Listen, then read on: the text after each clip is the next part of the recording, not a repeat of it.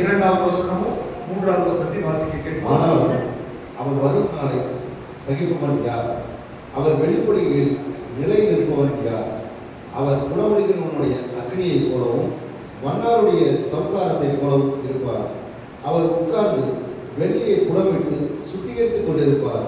அவர் லேவியின் புத்திரரை சுத்திகரித்து அவர்கள் கர்த்தருடையவர்களாய் இருக்கும்படிக்கும் நீதியாய் காணிக்கையை செலுத்தும்படிக்கும் அவர்களை பொன்னை போலவும் வெள்ளியை போலவும் புடமிடுவார். யோவேல் தீர்க்கதரிசி மூலமாய் பரிசுத்த ஆவியானவர் தேவனுடைய பிள்ளைகளோடு லேவியர்களோடு பேசிக் கொண்டிருக்கிறார். சோ என்ன அவருடைய பிளான்? லேவியர்கள் மறைந்திருக்க கூடாது. லேவியர்களை மறைப்பது யார்? சில கழிப்புகள் லேவியர்கள் வெளிப்பட விடாதபடி மறைக்கிறது. தேவபுத்திரர்கள் வெளிப்பட முடியாதபடி, ஆவிக்குரியவர்கள் வெளிப்பட முடியாதபடி, உங்களுக்கு இருக்கிற அபிஷேகம் வெளியே வர முடியாதபடி, உங்களுக்கு இருக்கிற வரங்கள் வெளியே வர முடியாதபடி, உங்களுடைய அழைப்பு வெளியே வர முடியாதபடி, உங்களுக்கு இருக்கிற ஊழியம் வெளியே வர முடியாதபடி, ஜெபிக்க முடியாதபடி, எழுப்பி பிரகாசிக்க முடியாதபடி, ஆவியின் கனிகள் வெளிப்பட முடியாதபடி, வரங்களும் வல்லமைகளும் உங்களுக்கு ஜொலிக்க முடியாதபடி நம்முடைய வாழ்க்கையில் அநேக கழிவுகள் இருக்குது. ஆனால் சொல்றாரு, என்னுடைய புடமிடுகிற அக்கினியை அனுப்பி அந்த பரிசுத்த ஆவியுடைய அபிஷேகம் என்பது வெறுமனே உங்களை நிரப்புவதற்கோ உங்களுக்கு வரங்களை கொடுப்பதற்கோ வல்லமை கொடுப்பதற்கு மாத்திரமல்ல, அவர் புடமிடுகிற அக்கினியாக வெளிப்பட்டுக் கொண்டிருக்கிறார். விசுவாசிக்கிறீங்க? ஹல்லேலூயா. ஆயிரத்தர் சொல்கிறேன், புடமிடுகிறதற்காக ஸ்தோத்திரம். ஆண்டவரே, புடமிடுவதற்கு என்னை விட்டுக் கொடுக்கிற ஆண்டவரே, என்னை விட்டுக் கொடுக்கிற ஆண்டவரே, விட்டுக் கொடுக்கிறவர்கள் மேல பரிசுத்த ஆவியுடைய அக்கினி பற்றி எரிய ஆரம்பித்தது. பரிசுத்த ஆவியுடைய அக்கினி புடமிடுகிற ப்ராசஸ் தொடங்கியது. பரிசுத்த ஆவியுடைய அக்கினி உனக்குள்ள மறைந்திருக்கிற வெளியே கொண்டு வந்துவிடும். பரிசுத்த ஆவியுடைய புடமிடுகிற அக்கினி வரும்போது உன்னுடைய ஆவிக்குரிய மண்டலத்தில் சத்து எதெல்லாம் தடுத்து வச்சிருக்கிறானோ தடைகளை உடைக்கும்படி அவருடைய வல்லமை வெளிப்படுகிறது. தட்டுகளை உடைக்கும்படி அவருடைய வல்லமை வெளிப்படுகிறது. இயேசுவின் நாமத்தில் வெளிப்பட போகிறதற்காக ஆவியானவர் அந்த புடமிடுகிற அக்கினியை அனுப்பி கொண்டே இருக்கிறார். இந்த நாட்கள்ல வெள்ளியை புடமிடுவது போல என்ற ஒரு கண்ணோட்டத்துல நம்ம அதை வாசித்துக் கொண்டிருக்கிறோம். ஆஸ்திரிப்பு கூடாரத்தை குறித்து நம்ம வாசிச்சோம். அதுல மகா பரிசுத்த ஸ்தலம், அந்த மகா பரிசுத்த ஸ்தலத்துல உடன்படிக்கை பெட்டி இருக்கிறது. அந்த உடன்படிக்கை பெட்டி தேவனுடைய ஷெக்கினா மகிமை இறங்கும் போது அதை அந்த மகிமையை வெளிப்படுத்துகிற ஒரு பெட்டியாய், தேவன் அங்கிருந்து பேசுகிற ஒரு இடமாய், அது ஒரு சீக்ரெட் பிளேஸ் ஆய் நம்ம வேதத்துல இருந்து நம்ம தியானித்துக் கொண்டிருந்தோம். அது நம்முடைய ஆவிக்குரிய மனிதனை குறிக்கிறது. நமக்கு வெளியில தெரியல, ஆனா நம்ம உள்ள மறுபடியும் பிறந்த ஒரு ஆவிக்குரிய மனிதன் இருக்கிறான். அவன் தேவனோடு தொடர்பில் இருக்கிறான். தேவன் ஆவியா இருக்கிறார். வெளியில் இருக்கிற சரீரம் தொடர்பு வைக்கல, பட் ஆவியில தொடர்பு இருக்கிறது. அந்த ஆவி அனல் மூட்டப்பட வேண்டும். அந்த ஆவியில ஷெக்கினா மகிமை இறங்க வேண்டும் என்று சொல்லி நம்ம மகா பரிசுத்த ஸ்தலத்தை குறித்து நம்ம தியானித்துக் கொண்டிருந்தோம். அது மாத்திரமல்ல, அதுல இருக்கிற நிறைய காரியங்களை நம்ம தியானிச்சோம். நேற்றைக்கு கூட அதுல சுற்றி இருக்கிற பலகைகளை குறித்தும், அது பொன்னினால் மூடப்பட்டிருக்கிறது, அது விசுவாசிகளை குறிக்கிறது, அதற்கு பாதங்கள் இருக்கிறது, அதனுடைய மீட்பை ரட்சிப்பை இயேசு கிறிஸ்துவை குறிக்கிறது. அது மாத்திரமல்ல, அதுக்கு மேல இருக்கிற அந்த மூணு திரைகள் என்பது பரிசுத்தமான தெய்வத்தையும் அவருடைய ராஜரீகத்தையும் அவருடைய ரட்சணியத்தையும் அவருடைய பாடுகளையும் இவைகளெல்லாம் நமக்கு வெளிப்படுத்தி ஆராதனையை நமக்கு வெளிப்படுத்துகிறது. அவர் ஆராதனைக்கு அணுகிறவர், அவர் ஒருவரை துதிக்கு பாத்திரர் என்பதை வெளிப்படுத்தி, அதற்கு மேல ஒரு மூன்று திரைகள் இருக்கிறது. அது தாழ்மையை குறிக்கிறதாகவும், அல்லது நம்முடைய இரண்டாவது வருஷம் தாழ்மை குறிக்கிறது, இன்னொன்று சாந்தம் சகிப்புத்தன்மை சகிப்புத்தன்மை குறிக்கிறதுக்காகவும், மூன்றாவது ஆத்ம பாரம். அதாவது ஒரு விசுவாசிக்கு வெளியிலிருந்து பார்க்கும்போது அவனுக்குள்ள ஆத்ம பாரம் வர வேண்டும், அவங்களுக்குள்ள ஒரு சாந்தமுள்ள ஆவி இருக்க வேண்டும், சகிப்புத்தன்மை இருக்க வேண்டும், அல்லது அவர்களுக்கு ஒரு தாழ்மை இருக்க வேண்டும். அப்படிப்பட்டவர்கள் வெளியிலிருந்து பார்த்தா இதுதான் வெளியே தெரியும். ஒரு விசுவாசியை அப்படிதான் தெரியணும். ஒருவேளை அப்படி தெரியல அப்படின்னா இந்த 21 நாள் உபவாச நாட்கள் உங்களை புடமிட்டு தேவன் என்ன செய்ய சித்தமா இருக்கிறாரோ அப்படியே நாம் இருக்கும்படி தேவன் நமக்கு உதவி செய்து கொண்டிருக்கிறார். ஹல்லேலூயா. நல்லா தெரிஞ்சுக்கோங்க, மோசேக்கு அந்த பிளான் கொடுக்கும்போது மலையிலே உனக்கு காண்பிக்கப்பட்ட மாதிரியின்படியே செய்யும்படி எச்சரிக்கையா இருப்பாயாக. அப்படின்னா அதுல கொஞ்சம் கூட மாற்றம் இருக்கக்கூடாது. அப்படின்னா ஆண்டவர் என்ன சொல்ல வர்றாரு நம்ம கிட்ட? வேதத்தில் சொல்லப்பட்ட சகல சட்டதிட்டங்களின்படியும் கொஞ்சம் கூட மாற்றம் இல்லாதபடி ஒரு ஆவிக்குரிய வாழ்க்கையை வாழ வேண்டும் என்று தேவன் விரும்புகிறார். ஒருவேளை முன்ன பின்ன மாறி இருந்தா கூட அதை ஒழுங்குபடுத்தும்படி இந்த குடமிடுகிற அக்கினி நமக்குள்ளாக வந்து கொண்டிருக்கிறது. அதை ஒழுங்குபடுத்தும்படி இந்த உபவாச நாட்களை ஏற்படுத்தி இருக்கிறார். எத்தனை பேர் அதை விசுவாசிக்கிறீங்க? வாயிலை திறந்து சொல்லுங்க, ஆண்டவரே என்னை ஒழுங்குபடுத்துவதற்காக ஸ்தோத்திரம். சொல்லுங்க சொல்லுங்க, அறிக்கைப்படுங்க. பரிசுத்த ஆவியானவர் உங்களை ஒழுங்குபடுத்தி கொண்டிருக்கிறார். நீங்க அதை சொல்லும்போது அவர் இன்னும் ஒழுங்குபடுத்துவாங்க. ஆண்டவரே என்னை குடமிடுவதற்கு நான் விட்டுக் கொடுக்கிறேன், என்னை சீர்படுத்துவதற்கு நான் விட்டுக் கொடுக்கிறேன், என்னை ஸ்திரப்படுத்துவதற்கு நான் விட்டுக் கொடுக்கிறேன், என்னை நிலைநிறுத்துவதற்கு நான் விட்டுக் கொடுக்கிறேன், என்னை பயன்படுத்துவதற்கு நான் விட்டுக் கொடுக்கிறேன். ஆண்டவருடைய சித்தத்துக்கு நான் என்னை ஒப்புக் கொடுக்கிறேன். சொல்லுங்க, வாயிலை திறந்து சொல்லுங்க, இந்த சித்தத்துக்கு நான் ஒப்புக் கொடுக்கிறேன். ஆண்டவரே அப்பா, உங்களுடைய சித்தம் என் வாழ்க்கையில நிறைவேறட்டும். என் விருப்பம் இல்லப்பா, என் பிளான் இல்ல, என்னோட டைமென்ஷன் இல்ல, என்னுடைய ஸ்டைல் இல்ல, இயேசுவின் நாமத்துல உங்களுடைய விருப்பம் எனக்குள்ள நிறைவேறட்டும். ஆண்டவரே உங்களுடைய சித்தம் எனக்குள்ள நிறைவேறட்டும். ஆண்டவரே நீங்க அப்படியே செய்ய போறதற்காக ஸ்தோத்திரம். ஹalleluya. எத்தனை பேர் விசுவாசிக்கிறீங்க? நீங்க எதுக்கு விட்டு கொடுக்கிறீங்களோ ஆண்டவர் அதை உங்களுக்குள்ள செயல்படுத்த வல்லமை உள்ளவர். ஹalleluya. இந்த அந்த பலகைகள் எல்லாம் வைக்கப்பட்டிருக்கிறது ரெண்டு பகுதிகள். பிராகாரம் என்பது வெளியில, உள்ளுக்குள்ள ரெண்டு பகுதிகளா இருக்கும். ஒன்று பரிசுத்த ஸ்தலம், இன்னொன்று மகா பரிசுத்த ஸ்தலம். மகா பரிசுத்த ஸ்தலத்திற்குள்ள உடன்படிக்கை பெட்டி இருக்கிறது. அதுக்கு அடுத்தது பரிசுத்த ஸ்தலம். இந்த பரிசுத்த ஸ்தலத்துல மூன்று பொருள்கள் வைக்கப்பட்டிருக்கிறது. ஒன்று ஒரு மேசை வைக்கப்பட்டிருக்கிறது, அங்கே சமூகத்து அப்பம் வைக்கப்படும். இன்னொன்று தூபபீடம் வைக்கப்பட்டிருக்கிறது, அங்கே தூபவர்க்கம் போட்டு எப்போதும் தூபம் இடும்படியாக தூபபீடம். இன்னொன்று குத்து விளக்கு. இன்றைக்கு அந்த குத்து விளக்கை குறித்து நம்ம வாசிக்க போறோம். ஆண்டவர் நம்மை குத்து விளக்காய் எரிய வைக்க போறார். ஹalleluya, ஹalleluya. வாசிக்கிற யாத்திரையாகமத்தின் புஸ்தகம் 25ஆம் அதிகாரம் 31ஆம் வசனத்தை 6ஆம் வசனமாய் வாசிக்கிறோம். பசும் பொன்னினால் ஒரு குத்து விளக்கையோ உண்டாக்குவாயாக. அது பொன்னினால் அடிப்பு வேலையாய் செய்யப்பட வேண்டும். அதன் தண்டும் கிளைகளும் மொக்குகளும் பழங்களும் பூக்களும் பொன்னினால் செய்யப்பட வேண்டும்.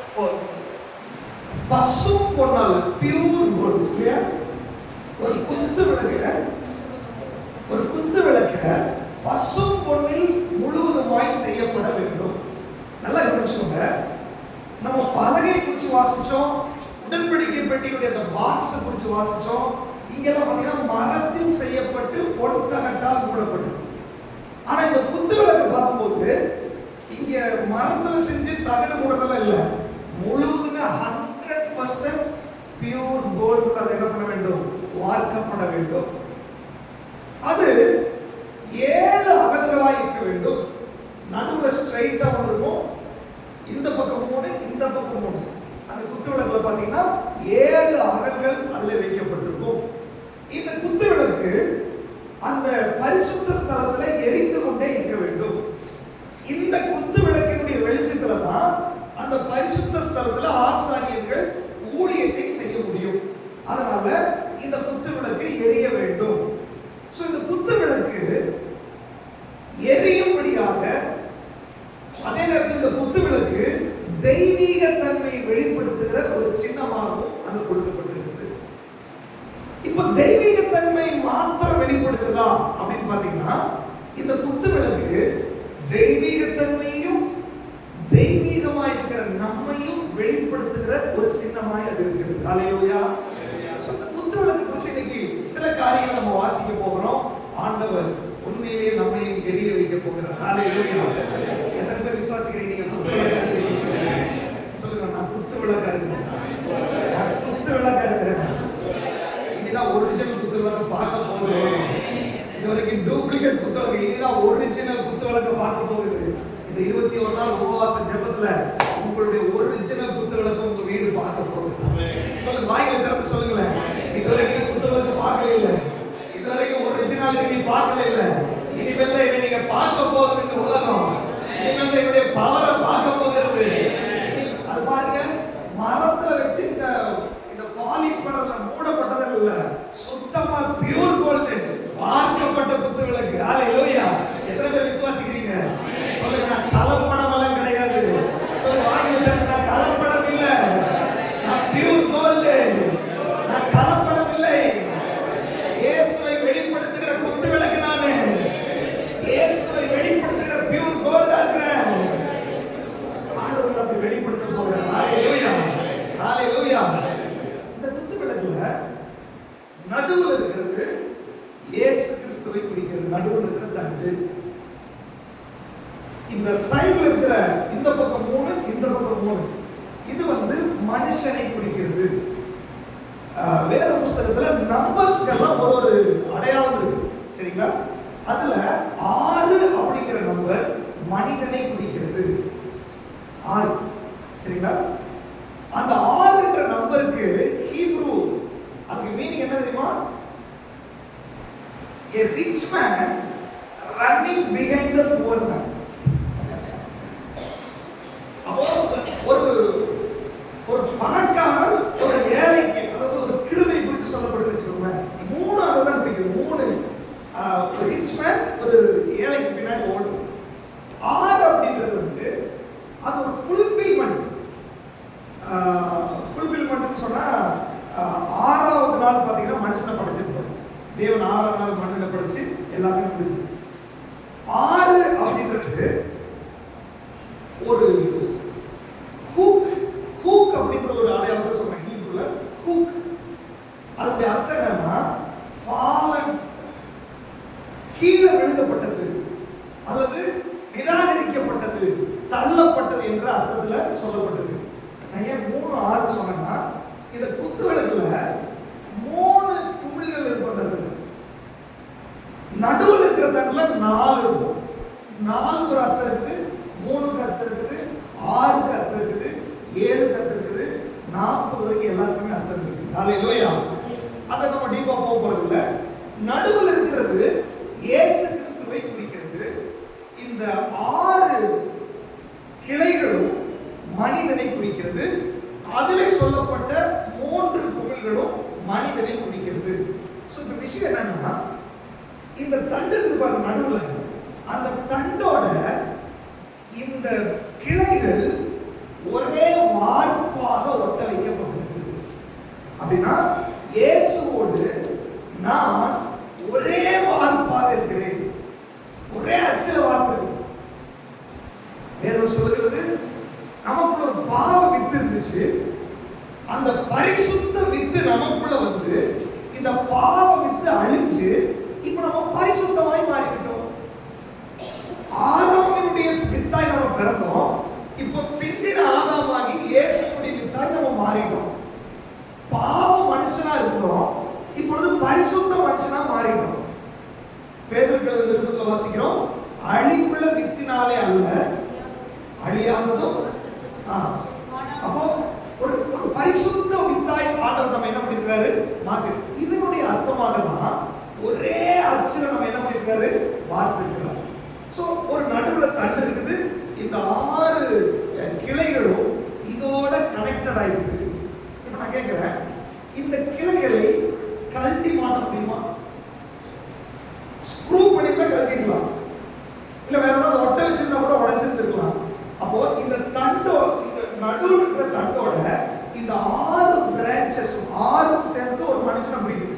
அப்ப 6 பிரான்ச்சஸும் இந்த ஒரே தண்டோடு 2 கலக்கப்பட்டு பிச்சை உடைச்சுதான் போகவே பிக்கவே முடியாது. என்ன சொல்ல வர ஆண்டவர், அவரை விட்டு நம்மளை ஒருபோதும் பிரிக்கவே முடியாது. இதெல்லாம் பவுல் 8ஆம் அதிகாரம், ரோமர் 8ஆம் அதிகாரத்தில் சொல்றாரு. உபத்திரமோ, வியாதியோ, பசியோ, பட்டினியோ, துன்பமோ, நாசமோசமோ, உயர்வானாலும் தாழ்வானாலும் என்ன வேணாலும் சரி, அவருடைய அன்பை விட்டு நம்ம என்ன பண்ண முடியாது, பிரிக்க முடியாது. ஆண்டவர் சொல்றாரு, நீங்க ஒரு பசு பொன்னால் அடிக்கப்பட்ட ஒரு பியூர் கோல்ட் இருக்கிற ஒரு குத்து விளக்காய் நீங்க உங்களுக்கு விசுவாசிச்சீங்க அப்படின்னா இன்னைக்கு நீங்க இன்னொரு விஷயத்தை விசுவாசிக்கணும். எந்த சூழ்நிலையிலையும் அவரையும் என்னையும் பிரிக்கவே முடியாது. ஹalleluya. கொலோசியர்கள் 3ஆம் அதிகாரத்தில் சொல்லப்பட்டிருக்கிறது, நம்முடைய ஜீவன் கிறிஸ்துவுடனே தேவனுக்குள்ள என்ன பண்ணிருக்காமா மறைந்திருக்கிறது. என்னுடைய ஆவி அவருடைய ஆவி இரண்டரை கலந்திருக்கிறது. ரெண்டை என்ன பண்ண முடியாது, பிரிக்கவே முடியாது. சோ நீங்க முதலாவது நீங்க புரிந்து கொள்ள வேண்டியது, உங்களையும் அவரையும் பிரிக்கவே முடியாது. எத்தனை பேர் அதை விசுவாசிக்கிறீங்க? இன்னைக்கு பாருங்க, ஒருவேளை இந்த உபவாச ஜெபத்துக்கு முன்னாடி வரைக்கும் ஏதாவது சிச்சுவேஷன் அவர்கிட்ட உங்களை பிரிச்சிருக்கலாம். நீங்க நினைக்கலாம், இல்ல இல்ல நான் ஆண்டவருக்குள்ள தான் இருக்கிறேன். ஆனா வசனம் சொல்லுகிறது, நீ ஜெபிக்காத இருந்த போது நீ பிரித்து இருக்கிறாய், நீ ஆண்டவரோடு தொடர்பு கொள்ளவில்லை, நீ வேதத்தை வாசிக்காத போது பிரித்து இருக்கிறாய், ஆவிக்குரிய அனுபவம் இல்லாத போது பிரித்து இருக்கிறாய், பாவத்துக்குள்ள போகும்போது பிரித்து இருக்கிறாய். காரணம் என்ன அப்படின்னா, சத்தியம் நமக்குள்ள இல்லாததுனால சத்தியம் நம்மை விடுதலையாக்கல பல போராட்டங்கள் சோர்வுகள் வந்துச்சு. ஆனா 21 நாள் ஆண்டவர் நமக்கு படிப்பித்து ஸ்டெப் பை ஸ்டெப்பா கொண்டு போயிட்டு இருக்கிறாரு. இன்னைக்கு 3ஆவது வாரத்துல முதல் நாள் ஆண்டவர் சொல்றாரு, நீ என்ன நினைச்சாலும் உன்னை என்னை பிரிக்கவே முடியாது அப்படின்னு. இதை நீ விசுவாசிச்சா பிரிக்க முடியாத ஒரு பந்தம் நமக்குள்ள உருவாக ஆரம்பிக்கிறது. எத்தனை பேர் விசுவாசிக்கிறீங்க? வாய்ப்பு சொல்லுங்க, ஆண்டவரே இதுவரைக்கும் பிசாசு என்ன பிரிச்சிருக்கலாம், பாருங்க அவருடைய பரிசுத்த ஆவியானவர் உடம்பெடுக்கிற அக்கினி நமக்குள்ள அனுப்பியிருக்கிறார் இல்லையா? இந்த உடம்பெடுக்கிற அக்கினியுடைய வேலை என்ன? என்னையும் அவரையும் பிரித்து கொண்டிருந்த கழிவு இருக்குது இல்லையா, அந்த கழிவுகளை சுட்டரித்து பிரிக்க முடியாத ஒரு உறவை எனக்கு உறுதிப்படுத்துவதற்காக இன்னைக்கு ஆண்டவரை வர வைத்திருக்கிறார். எத்தனை விசுவாசிக்கிறீங்க? வாயில திறந்து சொல்லுங்க, ஆண்டவரே உங்களை என்னை பிரிக்க முடியாத ஆண்டவரே, நீங்களும் நான் ஒரே அச்சல வார்க்கப்பட்டிருக்கிறோம், ஒரே ஆண்டவரே ரத்தமா இருக்கிறோம். எப்படி பென்யமீன் யோசேப்பு ராகேலுடைய வயிற்றில பிறந்தார்களோ அந்த மாதிரி ஆண்டவரே என்னை உம்மை பிரிக்க முடியாது. ஆண்டவரே உம்மோடு நான் இணைக்கப்பட்டிருக்கிறேன், உம்மோடு ஒரே உறவுல இருக்கிறேன். வாயில திறந்து சொல்லுங்களேன், சொல்லுங்களேன். எந்த சூழ்நிலையா இருந்தாலும் ஆண்டவரே என்னை பிரிக்க முடியாது சொல்லுங்க. இப்ப பிசாசை பார்த்து கட்டளை விடுங்க, ஏ பிசாசே என்னை பிரிக்கும்படியாய், தேவன் என்னை விலக்கும்படியாய், ஏதேன் தோட்டத்துல நீ அதை சக்சஸ் பண்ணிட்ட. பாருங்க, ஏதேன் தோட்டத்துல என்ன பண்ணா, முதல் படைச்ச மனுஷன் தம்முடைய சாயலாக தம்முடைய ரூபத்தின்படி முதல் படைச்ச மனுஷனை பாம்பா வந்து உள்ள பண்ணிட்டான், பிரிச்சுட்டான். ஆனா இன்றைக்கு இயேசு கிறிஸ்து நமக்காக வந்திருக்கிறாரு. அந்த சர்ப்பத்தோட தலையை நசுக்கிட்டு தான் இன்னைக்கு நம்ம கையை பிடித்திருக்கிறார் ஆண்டவர். ஹalleluya. அதனால எந்த சர்ப்பமும் உனக்குள்ள வர முடியாது, எந்த சர்ப்பமும் ஆண்டவரை நம்மை பிரிக்கவே முடியாது. அறிக்கை பண்ணுங்க, வாயில திறந்து அறிக்கை பண்ணுங்க, எல்லாரும் வாயில திறந்து அறிக்கை பண்ணுங்க. ஆண்டவரே உங்களுடைய அன்பை விட்டு என்னை பிரிக்கவே முடியாது. இயேசுவின் நாமத்தால நிச்சயம் இருக்கிறனால பிசாசை பார்த்து கட்டளை கொடுங்க. அந்த ஏதேன் தோட்டத்தை வலு சர்ப்பத்தை பார்த்து கட்டளை கொடுங்க. அந்த வலு சர்ப்பத்தை பார்த்து கட்டளை கொடுங்க. அநேக குடும்பங்களுக்கு சர்ப்பத்தின் ஆவிகள் வெளியேற போகிறது. அநேக மைண்ட் கொடுக்க சர்ப்பத்தின் ஆவிகள் வெளியேற போகிறது. நீ பாலா ஷாக்காமா நீ கலாவலா உடவலா ஷாக்காரவலா. இந்த மாதிரி நல்லா கவனிச்சுக்கோங்க. ஏன் அறிக்கை பண்ண சொல்றேன்னா, என்னையும் அவரையும் பிரிக்கவே முடியாதுன்னு நான் இங்க உணரும் போது குடும்பத்துல புருஷன் பொண்டாட்டியும் பிரிக்க முடியாது இல்லையா? அப்ப இங்க பிரச்சனை வரும்போது இங்க பிரியுது. பிரச்சனை என்ன? அங்கேயும் சர்வதா பிரச்சனை, இங்கேயும் சர்வதா பிரச்சனை. இன்னைக்கு அறிக்கை பண்ணும்போது நம்ம குடும்பத்துல, நம்ம வாழ்க்கையில, நம்முடைய எல்லைகள் இருக்கிற சர்வத்தின் ஆவிகள் இனி நம்ம பக்கத்துல வர முடியாது. சத்தியம் உங்களை விடுதலையாக்க போகுது. அறிக்கை பண்ணி இன்னைக்கு அறிக்கை பண்ண இன்னைக்கு ஒரு குடும்பத்துல ஒரு விடுதலை நடக்க போகுது. தேவன் உங்களுக்குள்ள உறவு புதுப்பிக்கப்படுகிறது. இயேசுவின் நாமத்தினால வாய்கள் திறந்து அறிக்கை பண்ணுங்க. நீ பாலா ஷாத்தல பாலா, இயேசுவின் நாமத்தினால உறவு புதுப்பிக்கப்படட்டும், உறவு புதுப்பிக்கப்படட்டும், உறவு புதுப்பிக்கப்படட்டும், உறவு புதுப்பிக்கப்படட்டும். பிரிவினை கொண்டு வருகிற பொல்லாதாவியை போவேண்டிய இயேசுவின் நாமத்தினால ஏதேன் தோட்டத்தில் உடைய அந்த ஃபார்முலா இன்றைக்கு பலிக்காது. ஏதேன் தோட்டத்தில் ஃபார்முலா இன்றைக்கு பலிக்காது. சொல்லுங்க, கண்டற கொடுங்க. நான் ஃபெயிலியர் ஆக மாட்டேன். நான் முந்தின ஆதாமுடைய பிள்ளை இல்ல, நான் இரண்டாம் ஆதாமுடைய பிள்ளை. நான் ஆதாமுடைய ஜெனரேஷன் இல்ல, நான் இயேசுவுடைய ஜெனரேஷன். எனக்கு இருக்கிற வித்து ஆதாமுடைய வித்து இல்லை, இது பரிசுத்த வித்து, இது இயேசுவின் வித்து. ஒரு நாள் பிரிக்க முடியாது. எத்தனை பேர் விசுவாசிக்கிறீங்க? ஹalleluya. பாருங்க, அந்த குத்து விளக்கு அதோட தான் இருக்கும், அதோட சேர்ந்து தான் என்ன பண்ண வேண்டும், அது எரிய வேண்டும்.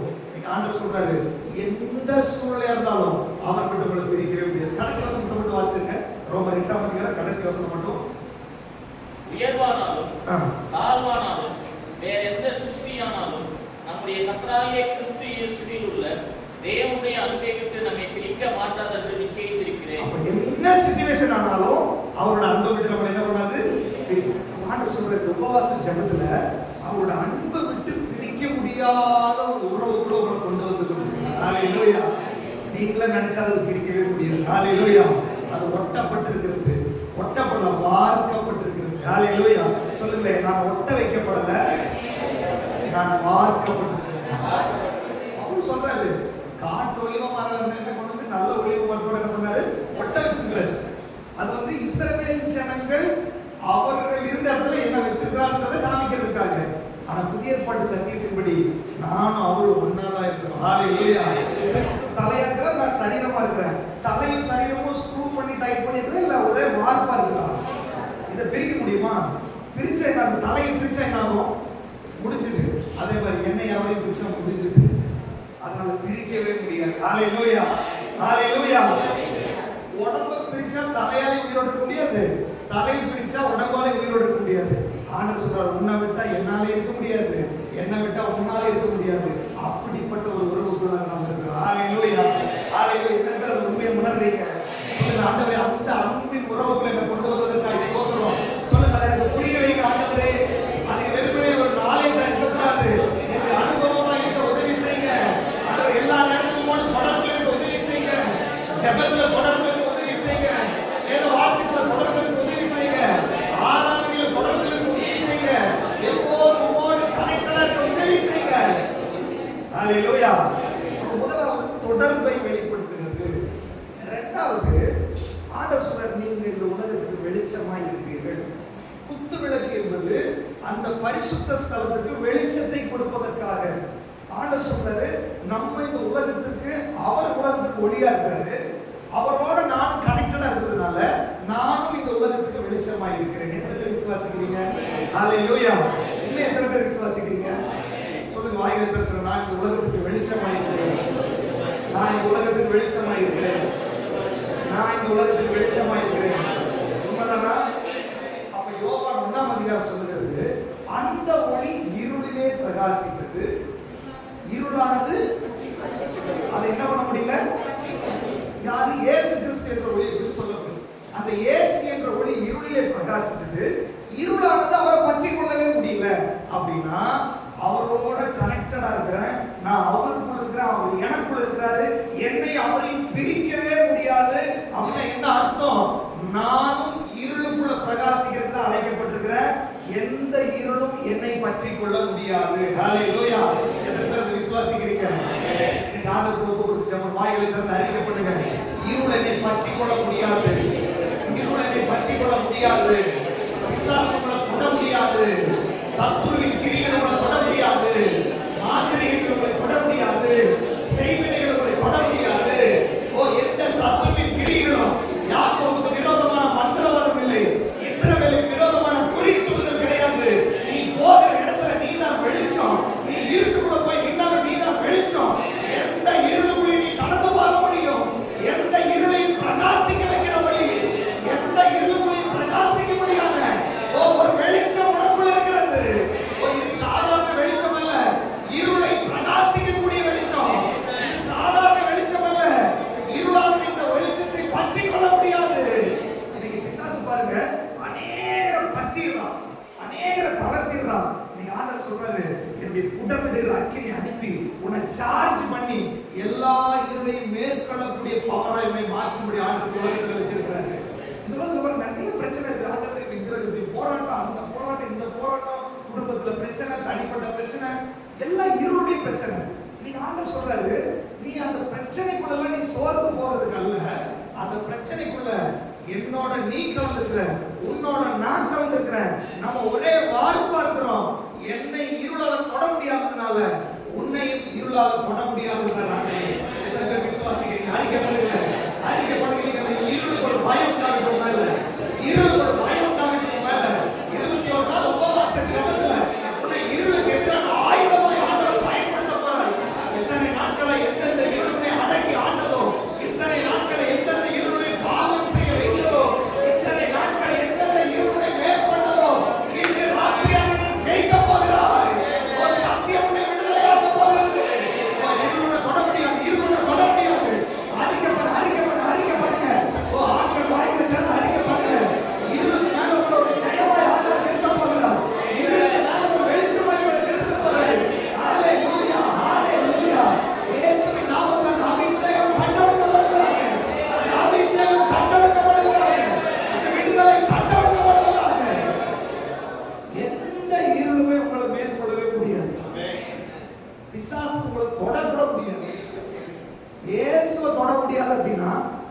மத்தேயு, மார்க், லூக்கா, யோவான்ல வாசிக்கிறோம். இயேசு அவனால நெருங்கவே முடியல. இல்லையா? இயேசுவே என்னை வேதனைப்படுத்துவதற்காக இங்க வந்தீர். எங்க தூரத்துல இருந்து கத்துறாங்க. அப்படின்னா இப்ப உங்களுக்குள்ள யார் இருக்கிறா? அந்த இயேசு இருக்கிறார். இந்த 21 நாள் உபவாச ஜெபத்துல சார்ஜாய் அழைப்பை பெற்றவர்கள், அபிஷேகம் பண்ணப்பட்டவர்கள், லேவியர்கள், ஆசாரியர்கள், தரிசனம் உள்ளவர்கள், ஆமா நான் அப்படிதான் இருக்கிறேன்னு சொல்லி யார் நீங்க உண்மையிலே விசுவாசிக்கிறீங்களோ நான் சொல்றேன், நீ போன பிசாசு அலறதான் செய்யணும். நீ போன பிசாசு ஓடதான் செய்யணும். இயேசுவின் நாமத்தின் அதிகாரம் மேல ஆல்ரெடி வெளிப்பட்டு இருக்கிறது. எத்தனை பேர் விசுவாசிக்கிறீங்க?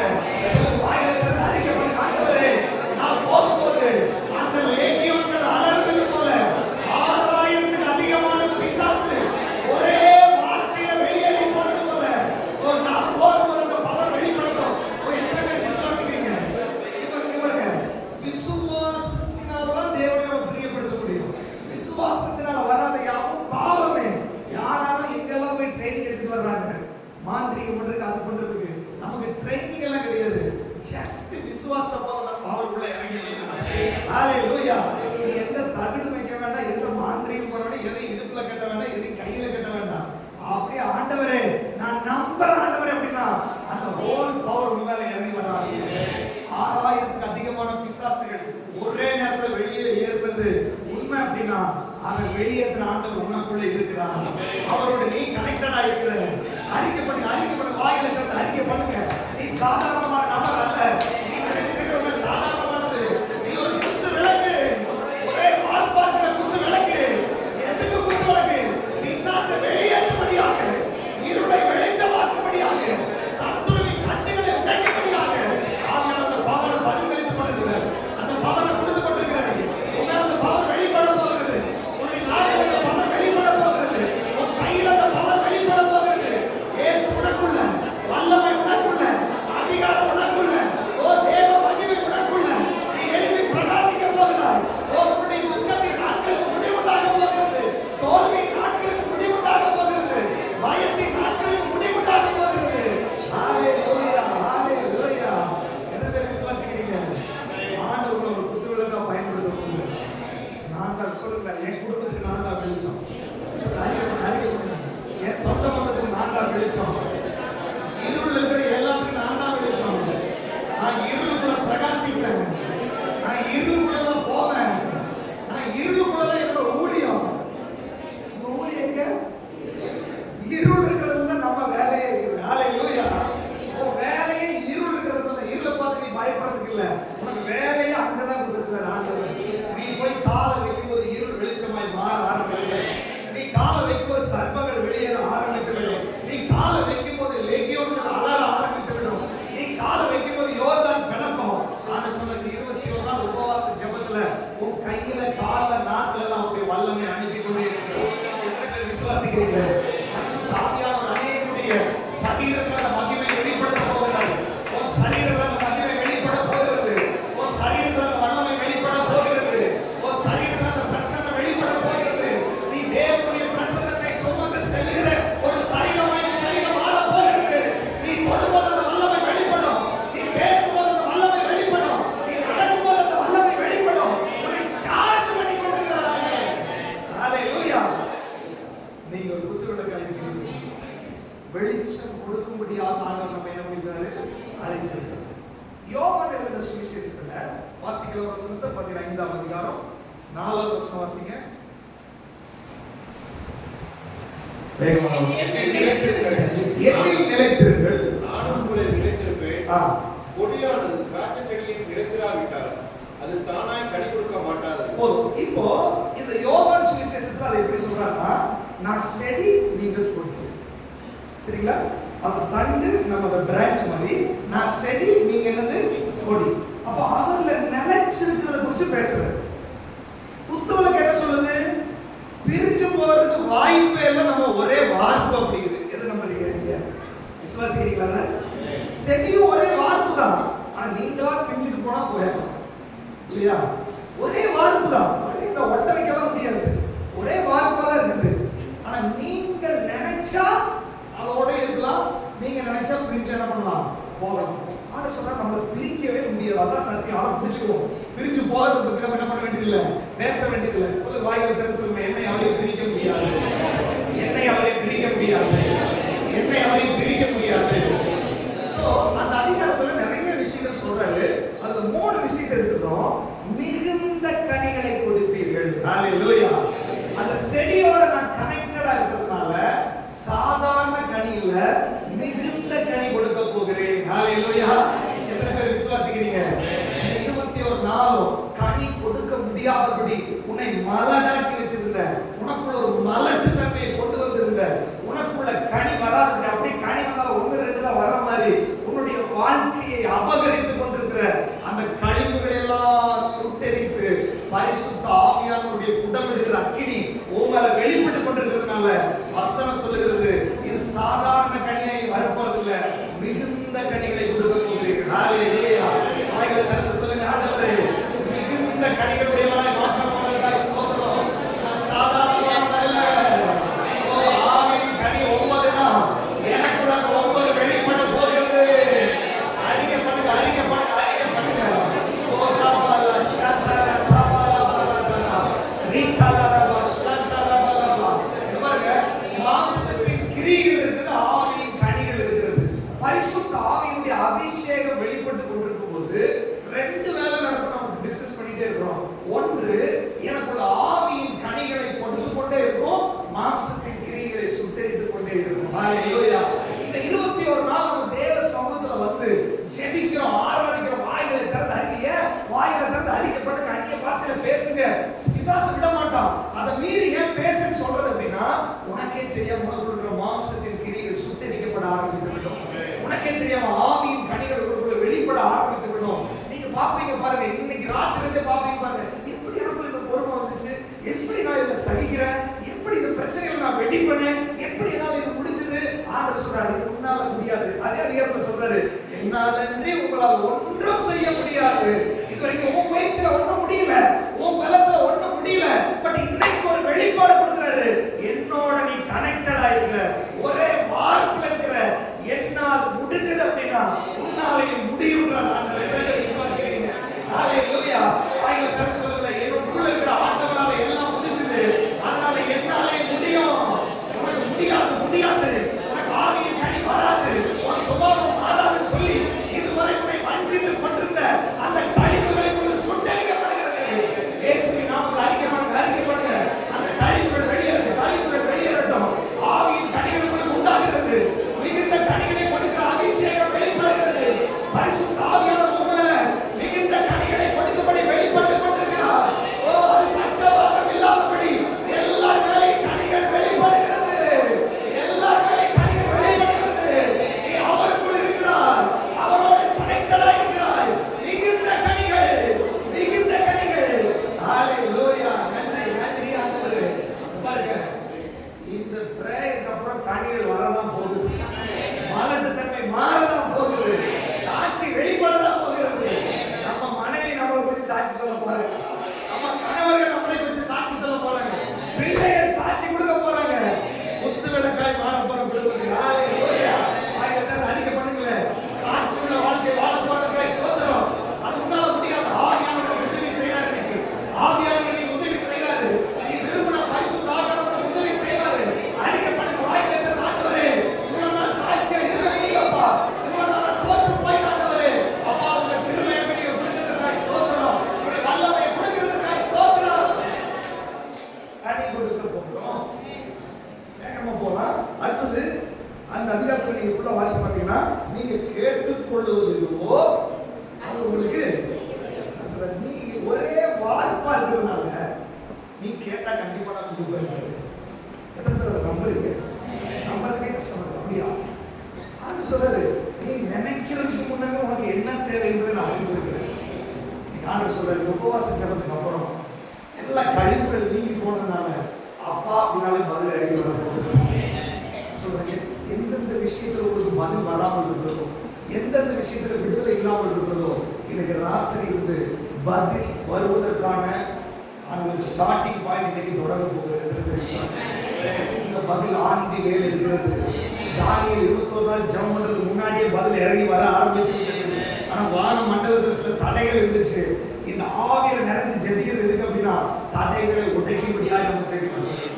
அதுக்கு உங்களுக்கான பதில் இறங்கி வந்திருக்கு. அப்படியே 2 நிமிஷம் ஜெபிக்க போறோம். ஆயிரத்தி ஜெபிக்கல அடுத்தது எனக்கான பதில் வந்து வாயில ஜெபிங்க. எனக்கான பதில் வந்து ஸ்தோத்திரம். எனக்கான விடுதலை வந்து ஸ்தோத்திரம். நான் கேட்கிற உடனே பதில் இறங்கி வந்து விட்டதற்காக ஸ்தோத்திரம். அற்புதம் நடக்க போறதற்காக ஸ்தோத்திரம். அடுத்தது அந்த 18 வரைக்கும் நீங்க வீட்டுல போய் வாசிச்சு பாருங்க. எனக்கு நீங்க சீசர்களா இருப்பீர்கள். இதுவரைக்கும் நீங்க விசுவாசியா இருந்திருக்கலாம். ஆனா இந்த உபவாச ஜெபத்துக்கு அப்புறம் நீங்க சீசர்களாய் மாற போறீர்கள். ஹalleluya. விசுவாசிகள் என்பவர்கள் திரள் கூட்டமா இருந்தாங்க. சீசர்கள் 12 பேர் தான் இருந்தாங்க. ஹalleluya. அப்ப ஆண்டவர் பாருங்க திரள் கூட்டத்திலிருந்து சிலர் கூட நம்மளை கொண்டு வந்துட்டாங்க. ஹalleluya. அப்ப நம்ம ஒரு ஸ்டெப்ல இருந்து அடுத்த ஸ்டெப்புக்குள்ள நம்மை கொண்டு வந்து விட்டார். எத்தனை பேர் விசுவாசிக்கிறீங்க? சீசர்களா தன்னை தான் வெறுத்து தன் சிலுவை எடுத்துக்கொண்டு அவரை பின்பற்றி போகிறவர்கள். ஹalleluya. ஒருவேளை கிறிஸ்தவர்களாய் ரட்சிக்கப்பட்ட நாளில் இருந்து இன்னைக்கு வரைக்கும் நிறைய காரியங்கள் நம்ம செய்ய முடியாமல் இருந்திருக்கலாம். ஆனா இந்த உபவாச ஜெபத்துக்கு அப்புறம் ஒரு உண்மையான சீசர்களாய் நீங்க மாற போறீங்க. ஆண்டவரை ஃபாலோ பண்ணுகிறவர்களாய் மாற போறீங்க. அப்ப என்ன அர்த்தம்? 12 பேர் தான் உலகம் முழுவதும் போனாங்க. இந்தியாவுக்கு ஒருத்தர் தான் வந்தாரு. இந்தியாவையே அசைத்து விட்டார். ஹalleluya. அப்படின்னு ஆண்டவர் சொல்றாரு, நீ சீசனாய் மாறினா கண்டிப்பா நீ ஒரு அசைவை உண்டாக்க போகிறாய். சீசனாய் மாறினா எனக்குள்ள இருக்கிற எல்லாத்தையும் உனக்குள்ள பகிர்ந்தளித்து விட்டேன். என்னுடைய வல்லமை உனக்குள்ள வெளிப்படுத்தி விட்டேன். கருமையானவர்களே, இந்த உபவாச ஜெபம் உங்களை சீசத்தோடு கொண்டு போய் கொண்டிருக்கு. அதுக்காக சில கழிவுகள் எடுத்து ஒழுங்குபடுத்தி கொண்டிருக்கு. விசுவாசிக்கிறீங்க? வாயில திறந்து சொல்லுங்க, ஆண்டவரே நான் சீசன் ஆகிவிட்டேன். சொல்லுங்க, ஐக்கியப்படும், நான் சீசன் ஆகிவிட்டேன். பின்பற்ற ஆரம்பித்து விட்டேன். உமக்காக ஓட போகிறேன். என் வாழ்க்கை உமக்காக சமர்ப்பித்து விட்டேன். என்னை மாற்றி விட்டதற்காக ஸ்தோத்திரம். என்னை மறுரூபப்படுத்தினதற்காக ஸ்தோத்திரம். அற்புதம் செய்ததற்காக ஸ்தோத்திரம். இயேசுவின் நாமத்தில் வேகமாக போறோம். இந்த குத்து விளக்கு இருக்கு இல்லையா, அதுல நடுவுல ஒரு தண்டு இருக்குன்னு சொன்னேன். 34 வருஷம் வாசிக்கலாம். யாத்திரையாகும் 25, 34 வேகமாக வாசிக்கணும். விளக்கு தண்டிலோ வாதுமை கொட்டைக்கு ஒப்பான 4 மொக்குகளும் பழங்களும் பூக்களும் இருப்பதாக. 33 வாசிங்க. ஒவ்வொரு கிளையிலே வாதுமை கொட்டைக்கு ஒப்பான 3 மொக்குகளும். போதும். இத பாருங்க, கிளையில 3 மொக்குகள், தண்டுல 3 4 கிளையில 3 மொக்குகள், தண்டுல 4 மொக்குகள். இப்ப தண்டு என்பது யாரை குறிக்கிறது? இயேசு கிறிஸ்துவை குறிக்கிறது. தண்டுல 4 அப்படின்னா நேத்து நம்ம 4 கலரை பார்த்தோம். அந்த 4 கலரும் இயேசுவை குறிக்கிறது இல்லையா? சோ நிறைய விஷயங்கள் இருக்குது. 4 சுவிசேஷங்களையும் அது குறிக்கிறது. மத்தேயு, மார்க்கு, லூக்கா, யோவான். 4 சுவிசேஷங்கள் உள்ளடக்கிய இயேசுவை அது வெளிப்படுத்துகிறது. இப்ப நான் எதோட கனெக்டடா இருக்கிறேன்? இந்த 4 சுவிசேஷங்களை உள்ளடக்கிய இயேசுவோடு நான் கனெக்ட் ஆகிறேன். இப்ப 4 சுவிசேஷங்கள் சொல்லுகிற இயேசு யார்? பழைய ஏற்பாட்டிலேயே அதை வெளிப்படுத்த கேட்டீங்கன்னா அதை சொல்லும்படியாக தான் புதிய ஏற்பாட்டில் 4 சுவிசேஷங்கள் வந்துச்சு. சோ அது வெளிப்படுத்துகிற விசேஷத்துல சொல்லப்பட்டிருக்கு. வாசிக்க வெளிப்பாடு 4ஆம் அதிகாரம் 6ஆவது வசனம் 7ஆவது வசனம். Revelation chapter 4 verse 6 and 7. அந்த சிங்காசனத்துக்கு முன்பாக அழிவுக்கு ஒப்பான கண்ணாடி கடல் இருந்தது. அந்த சிங்காசனத்தின் மத்தியிலும் அந்த சிங்காசனத்தை சுற்றிலும் 4 ஜீவன்கள் இருந்தன. 4 ஜீவன்கள் இருந்தன. அவைகள் முன்புறத்திலும் பின்புறத்திலும் கண்களால் நிறைந்திருந்தன. கண்களால் நிறைந்திருந்தது. முதலாம் ஜீவன் சிங்கத்தை போலவும் இருந்தது. இரண்டாவது ஜீவன் காளை கொப்பாகவும், இரண்டாம் ஜீவன் காளை கொப்பா இருந்தது. மூன்றாம் ஜீவன் மனுஷ முகம் போன்ற முகம் உள்ளதாகவும், மூன்றாம் ஜீவன் மனிதனை போல இருந்தது. நான்காம் ஜீவன் பறக்கிற கழுகு கொப்பாகவும், நான்காம் ஜீவன் பறக்கிற கழுகை போல இருந்தது. ஹalleluya. இந்த 4 ஜீவன்களும் மேல இருக்குது. அப்போ இந்த 4 இந்த நடுவுல இருக்கிற தண்டு இயேசுவை குறிக்கிறது. இந்த 4 ஜீவன்கள் 4 முகங்களை உடையவைகளாய் இருக்கிறது. இந்த 4 முகங்கள் தான் புதிய ஏற்பாட்டில் 4 சுவிசேஷம். இந்த சிங்க முகம் அவர் ஒரு ராஜா என்பதை வெளிப்படுத்துகிறது. மத்தேயு சுவிசேஷத்துல பாத்தீங்கன்னா அவர் ராஜா அப்படிங்கறத வெளிப்படுத்தி இருக்கார். அவர் ராஜா தான் பிறந்தாரு, இவர் ராஜா ராஜா. காளை முகம் அது வந்து ஒரு அடிமைத்தனத்தை குறிக்கிறது. இவர் அடிமையாய் வந்தார். மார்க்கு சுவிசேஷத்தை பாத்தீங்கன்னா இவர் ஒரு அடிமையின் ரூபமா வந்ததாவே அவர் எழுதியிருப்பார். மூன்றாவது மனித முகம். மனித முகம் என்பது சன் ஆஃப் மேன், மனுஷ குமாரனை குறிக்கிறது இயேசு கிறிஸ்து. சோ லூக்கா சுவிசேஷத்தை நீங்க வாசி பாத்தீங்கன்னா இவர் ஒரு மனுஷ குமாரன் என்றே அதுல எழுதியிருப்பார். நாலாவது கழுகு முகம் அப்படின்னா இவர் சன் ஆஃப் காட், தேவகுமாரன். யோவான் சுவிசேஷத்தை பாத்தீங்கன்னா ஆதி இருந்து முடிப்பார், ஆதியிலே வார்த்தை இருந்தது, அவர் அவருடைய பிள்ளைதான் என்று சொல்லிட்டு இவர் தேவகுமாரன் என்று வெளிப்படுத்துகிறார்.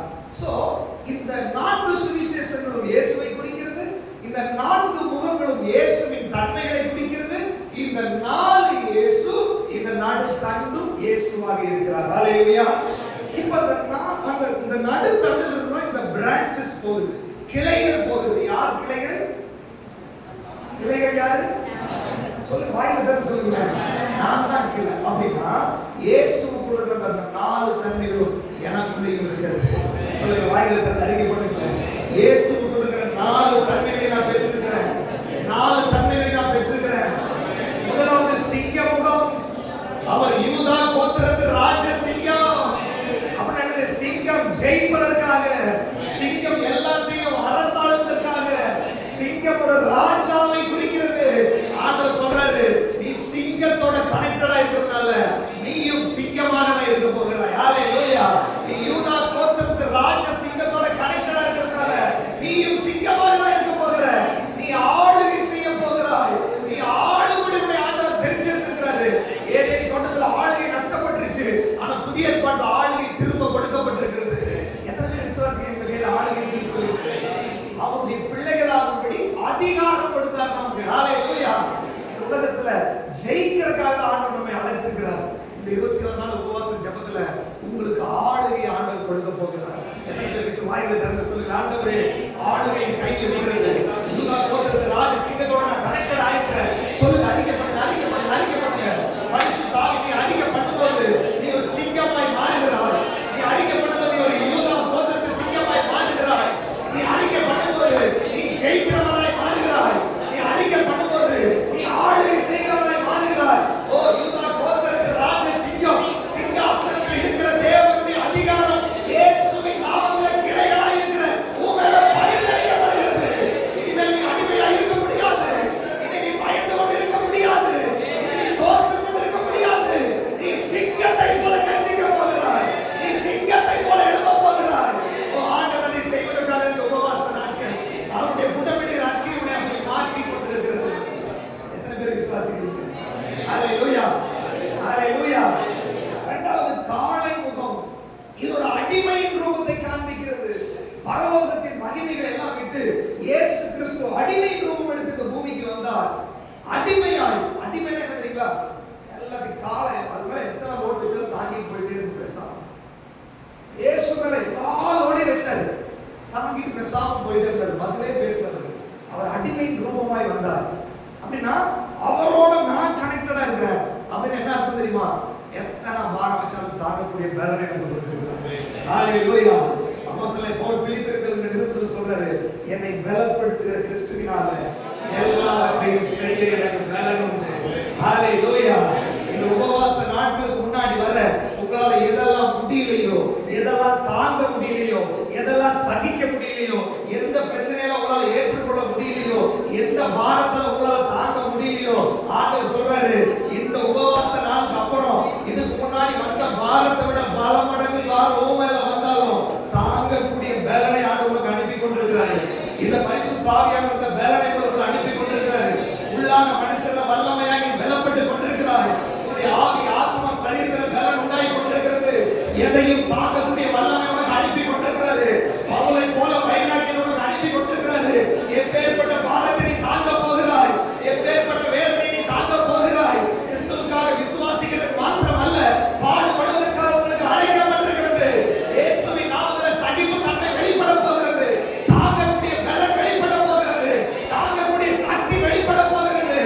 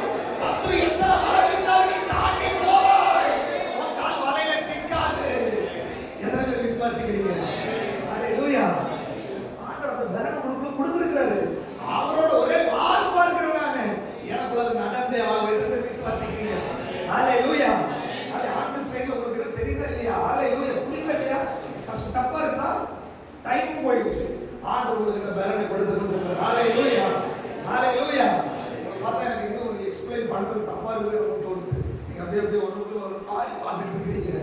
பெண்கள் ஃபயர் ஆகிட்டு இருக்கிறாங்க. அதுல இந்த பிரேயர் கொஞ்சம் ஃபயர் ஆகிட்டு இருக்கு. அப்பதான் அடுத்து ஓடி கரெக்டாக உள்ள போகும். ஹalleluya, ஹalleluya. அப்போ காலை மூன்றாவது மனுஷ முகம். இந்த மனித முகம் சன் ஆஃப் மேன், இவர் ஒரு மனுஷகுமாரன். ஹalleluya. அப்ப இயேசுவை மனுஷகுமாரனாக சித்தரிக்கிறார். அப்போ ஒரு மனுஷகுமாரன் இந்த உலகத்துல வந்து அவருக்கு எத்தனையோ பாவங்கள் வந்துச்சு, எத்தனையோ சோதனைகள் வந்துச்சு, எத்தனையோ பிரச்சனைகள் வந்துச்சு. ஃபர்ஸ்ட் வந்து தாங்கக்கூடிய பலம், எத்தனை பிரச்சனை வந்தாலும் தாங்கிடுவது அடிமை. இது மனுஷனா இருந்து அவருக்கு தூக்கம் வந்துச்சு, அவருக்கு பசி உண்டாயிருந்துச்சு, அவருக்கு எல்லாமே வந்துச்சு. ஆனா என்ன நடந்துச்சு தெரியுங்களா? அத்தனையும் ஜெயிக்கக்கூடிய ஒரு பலன் அவருக்குள்ள இருந்து கொண்டே இருந்துச்சு. ஹalleluya. அவர் மனுஷனாக இருந்தாரு, 100% மனுஷன். அவர் என்ன சொல்ல வர்றாரு? 100% இன்னைக்கு உங்களுக்கு என்ன பெயின் வருதோ, 100% என்ன போராட்டங்கள் வருதோ, அதே போராட்டத்தை இயேசு அனுபவிச்சிருக்காரு. ஆனா அவர் தோக்கல, அவர் ஜெயிச்சாரு. 21 நாள் உபவாச ஜெபத்துல இதெல்லாம் என்னால தாங்க முடியல, என்னால முடியல. அந்த வேதனைகள், பசி, பாடுகள், துக்கங்கள், மனுஷியத்துல வர என்ன போராட்டம் வந்தாலும் இயேசு ஜெயிச்சதுனால, இனிமேல் அவரோட பிரான்ச்சா இருக்கிறதுனால, அவரோட வார்ப்பா இருக்கிறதுனால நீங்களும் ஜெயிக்க போறீங்கன்றத நான் எத்தனை பேருக்கு விசுவாசிக்கிறீங்க? ஹalleluya, ஹalleluya. மனுஷகுமாரன் எனக்குள்ள இருக்கிறாரு, மனுஷகுமாரோட நான் கனெக்டடா இருக்கிறேன். அதனால எல்லா சோதனைகளையும் நான் ஜெயிக்க போகிறேன். ஹalleluya. அவர் உபவாசம் இருந்தாரு, பசி உண்டாயிட்டு பிசாசு சோதனை கொண்டு வரான். கல்லுகளெல்லாம் அப்பமாக்குங்க இல்லையா, மேல வந்து குதிங்க, என்ன வந்து பணிங்க, என்னென்னமோ சொல்றான். அவர் மனுஷியத்துல இருந்தாரு, ஆனா பிசாசை ஜெயித்தார். ஹalleluya.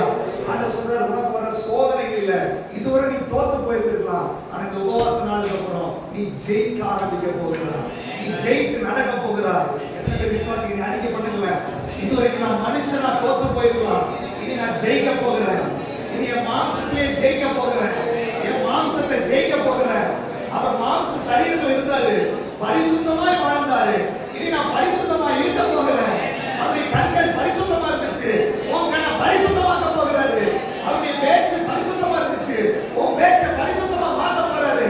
அவருடைய ஆதி முதல் அந்த வரை எல்லாம் பரிசுத்தமா இருந்துச்சு. பிதாவின் சித்தம் செய்தாரு, உங்களை அப்படியே செய்ய வைக்க போறாரு. ஹalleluya. அவர் பாருங்க, அவர் ஃபுல்லா பரிசுத்தம், நீங்களும் பரிசுத்தமா மாற போறீங்க. அவர் பிதாவின் சித்தம் செய்தார், நீங்களும் பிதாவின் சித்தம் செய்ய போறீங்க.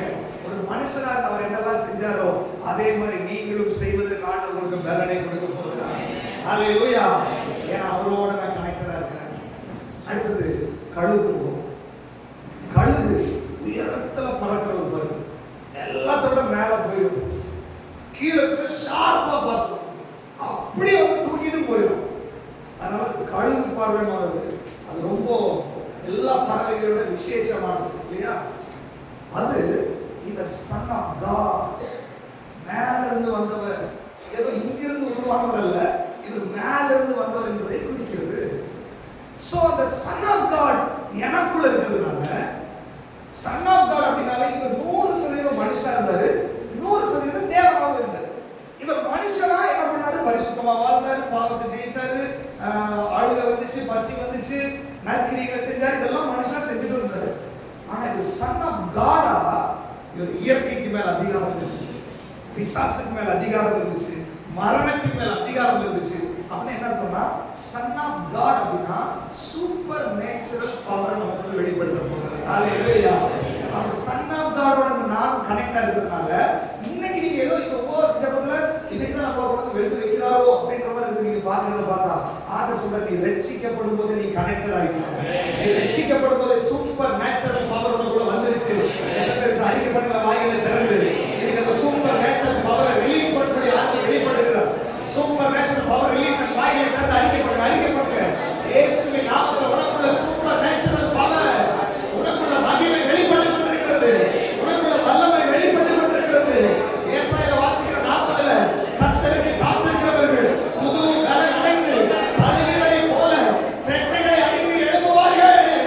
ஒரு விசுவாசிப்பது செட்டைகளை அடித்து எழும்ப போகிறது, விசுவாசிப்பது செட்டைகளை அடித்து எழும்ப போகிறது. இந்த உபவாச நாளுடைய எழும்ப போகிறது. இளைஞர் இழைப்படுகிற வாலிபர்கள் சோர்ந்து போகிறது, அதை